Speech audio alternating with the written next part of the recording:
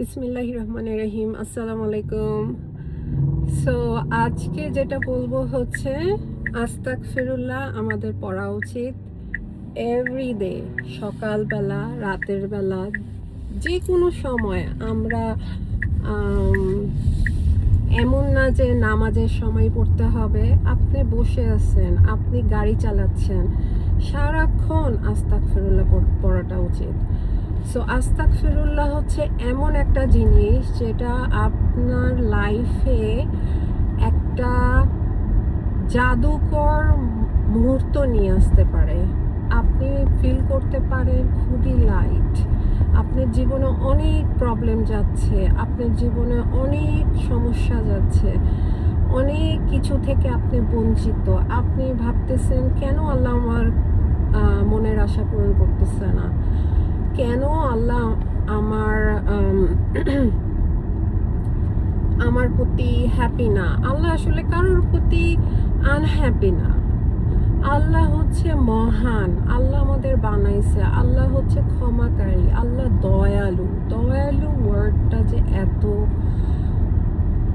বড় যে আল্লাহ কখনো আমাদের প্রতি রাগ করে না। অফকোর্স আমরা মানুষ, ভুল করব এবং ভুলের ক্ষমাও যাব, কিন্তু তাই জন্য আমরা কখনো ভুলবো না যে আমাদের সারাক্ষণ আল্লাহকে ডাকতে হবে। আমাদের সময় 24 ঘন্টা, আমাদের সময় 30 দিন, 1 বছর, আমাদের সময় 1 সেকেন্ড, 60 সেকেন্ড, আমাদের সময় কিন্তু অনেকগুলো, তাই না? তো আমাদের উচিত সারাক্ষণ আস্তাগফিরুল্লাহ পড়া। আস্তাগফিরুল্লাহর অনেক ধরনের পড়ার ওয়ে আছে। আমি ইনশাল্লাহ সবগুলো একটা কাগজে করে সবার সাথে শেয়ার করব। আর আপনারা যদি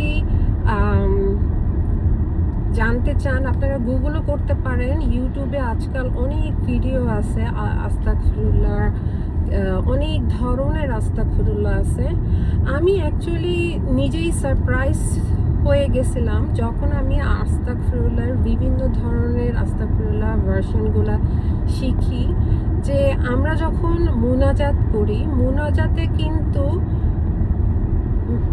প্রায় 80% যে মৌলবি সাহেব বা মিলাদের শেষে যে দোয়া পড়া হয় সবই কিন্তু আস্তাগফিরুল্লাহর মধ্যে পড়ে। সবই আস্তাগফিরুল্লাহ মিন কুল্লি জামবি লা হাওলা কুওয়াতা ইল্লা বিল্লাহ আলিউল আযীম। সেটা আমি অনেক পড়ি, কারণ হচ্ছে আমি যখন নিজেকে খুব বিপদের মধ্যে ফিল করি এবং যখন মনে করি আল্লাহ আমাকে মাফ করে দাও, কিছু ভুল হয়ে গেছে, আমি সারাক্ষণ এটা পড়ি। অজান্তে জানতে আমি কিছু ভুল করলেই আমি এগুলো পড়ি। সো আই হোপ এই ভিডিওটি আপনাদের সবার ভাল লাগবে। কেমন লাগলো আমার ভিডিওটি জানাবেন। ইনশাল্লাহ আরেকটি ভিডিও নিয়ে চলে আসবো। আসসালামু আলাইকুম।